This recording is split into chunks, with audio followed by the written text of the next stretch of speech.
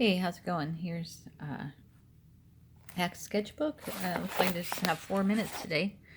We're on Acts 21, and Agabus took Paul's belt, tied Agabus up, and said, "This is what so shall the Jews of Jerusalem bind the man who owns this belt." So what happens next? They're saying, "Don't go, Paul, don't go." When he was going to go up to Jerusalem. And then Paul said, "Why are you doing this? Why are you breaking my heart? If I die, I die. The Lord's will be done." He would not be dissuaded. So we said, okay. So I went to Jerusalem. The brothers and sisters received him. And Paul and the rest of us talked to James and the elders. And, hello, this is what we've been doing. And that was encouraging to them.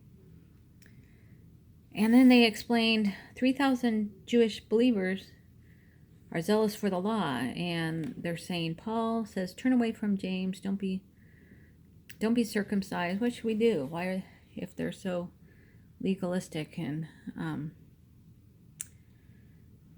so take these 4 men and pay money to have their heads shaved. They're doing some kind of purification rites. And that will show that Paul is obedient to the vows. So he took them in and was purified with them. Maybe some kind of water ceremony.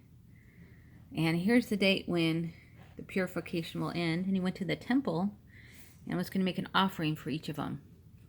So I'm missing a couple pages. Sorry, I'm going to redo this. There's a chunk here. He is recognized by people. And then the commander came up and arrested him and ordered him to be bound with 2 chains.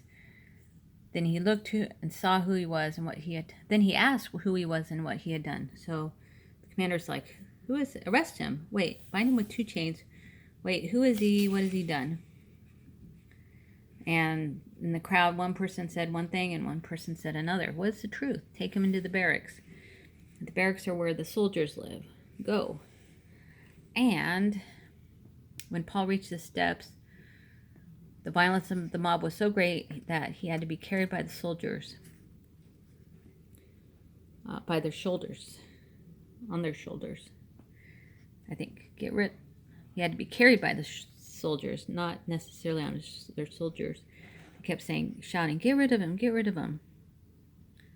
And then Paul said, I have something to say to you.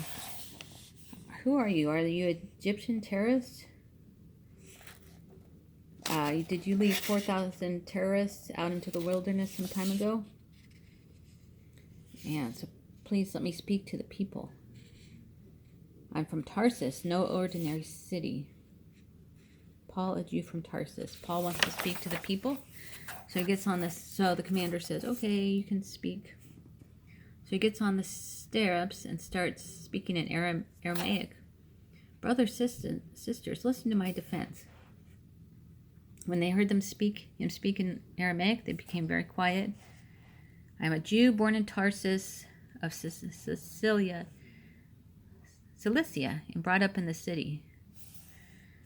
And then he gives his testimony. And I skipped that. I apologize for that. And maybe we can talk about giving our own testimonies.